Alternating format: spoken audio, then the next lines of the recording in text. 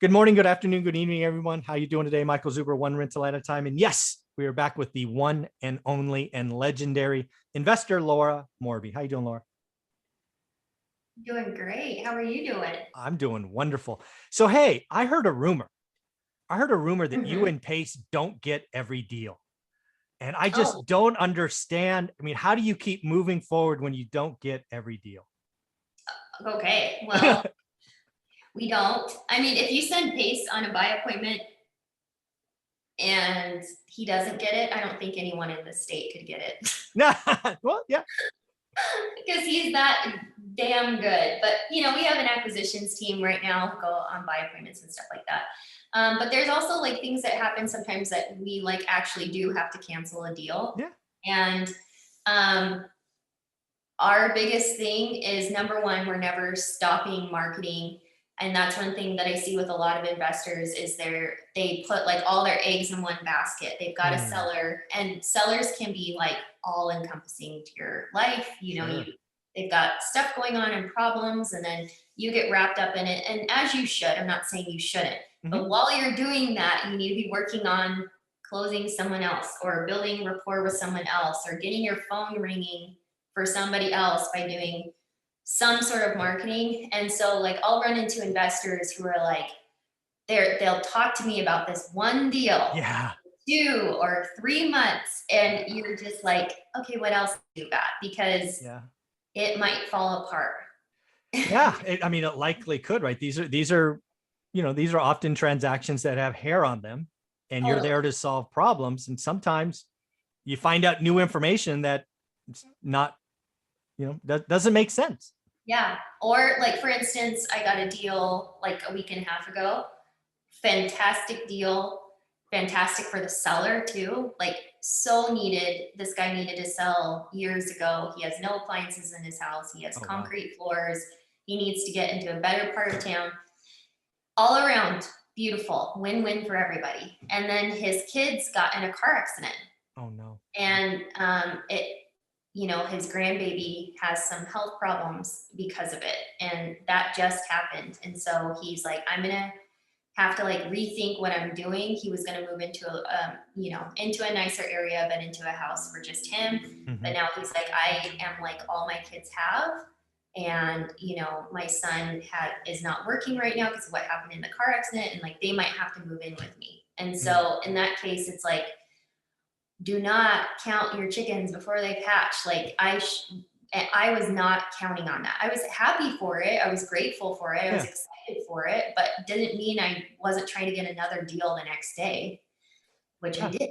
I got another deal the next day. And so when it fell apart, I was just like, hey, you know what? On to the next. Yeah. And the other thing too, I see sometimes with people is they get like overly litigious, or I kind of feel like it's almost, and I shouldn't say this because I don't know off the top of my head, but I feel like almost people will purposely go contract something at a price or a situation that they know it's not going to work, or they know that they've already signed with someone else, knowing that, and then they'll file a memorandum, and they don't want the house. They actually just want you to pay them off to remove Yeah. it. Like they want a quick 2,500 or 5 grand. I've seen that. And so they're just going around and throwing out these crap contracts, or going to your seller who's already signed a deal with you and offering them way more, Hmm. knowing that that seller will sign with them for a number that doesn't make sense, that they have no intention of Yeah. actually performing on, because they just want to go file a memorandum. Yeah. So I've seen that as well. yeah, and so like in that case too, to those people, clearly you're getting in touch with sellers. Clearly you know how to talk to them. Clearly you know how to get them to sign. Why not just make money the honest way? Yeah. And like there's no need for you to go like that's the other thing too that I just don't understand, where sometimes I'm like, well, maybe it was pure. Maybe they had no idea that we had Maybe. an offer. Maybe they really did want to buy this house. But then at the same time, like if you find out that you did something illegally, or someone has a contract ahead of you, and just remove your memorandum and move on. Yeah. Because like just move on, go find another deal. Like there's no need. Like I have someone who now is going to go after the estate of someone because they are now, I guess that they, according to their attorney, they're upset that the seller didn't disclose that they had already signed with us. So they removed their memorandum because they had to. And our attorney's like, don't pay them $1. Like they didn't have any right. Legally, they filed that memorandum like incorrectly. They don't have their purchase contract correct. Like they didn't do anything right. You don't, like they have 10 days to remove it. Otherwise we're going after them. Nice. So they removed it. We were able to close. And then they wanted to then file a lawsuit against the estate for failure to disclose. And so like so our attorney's like, you're probably gonna have to be called in like as a, for their case. Yeah. And then I'm like, why are you going after some little old lady? Yeah, for it's that? not cool. Just go get another house. Please. Yeah. I am a huge believer in karma. And that actor doing that is going to get their comeuppance at some 100%. point. And so that's the other thing too, is like, if you're fighting over a deal and you are in the right, and your attorney will let you know, they'll tell you if like, Yeah, you're on shaky ground. Yeah, it's like, ooh, okay. Because I'm not saying that we never have to hire an attorney to like close something. We do. Yeah. And so in that case, sure, do it. But if you're hiring an attorney and going after a deal and beating a dead horse and just hoping to essentially like extort some money out of somewhere. Right. Please don't. Like, just go buy another house. Go get so another. many houses out there. Why do you have to do that? Like, you don't have to. Go do it somewhere else. Yeah, exactly. So, yeah. The other thing I want to go back and hit is, again, I don't know if we've talked about this, but I was selling software for the better part of 20 years, right? Yeah. $1 million deals were very common. But you're so right? I manage sales teams, right? From either across the country or sometimes across the world. And you could always see that rep with that like precious egg. I got this one deal. It's going to make my quarter, it make my year. And they work on it for like 9 months and they've got nothing behind it. And you're like, you're either going to make money or you're going to get fired. That's where we're working right now, because if you don't produce in my business, right, I could be fired every 90 days. Yeah. Yeah, you've got to just keep the deal flow going, the pipeline or however you want to manage your world. It's never one deal. And I love that you brought that up. Yeah. And Pace, even like this week, he was like, because I've been like really pushing to get deals for the team. And like, I guess I'm pretty good at it. I'm finding out. Like we've awesome. had people that have like done what I'm doing and they'll do it for like 8 months and they don't get anything. And then I'll try it for a day and I'll get like 2. I guess I'm good at this. Yeah. Maybe I got to put some food on the table. Let's go.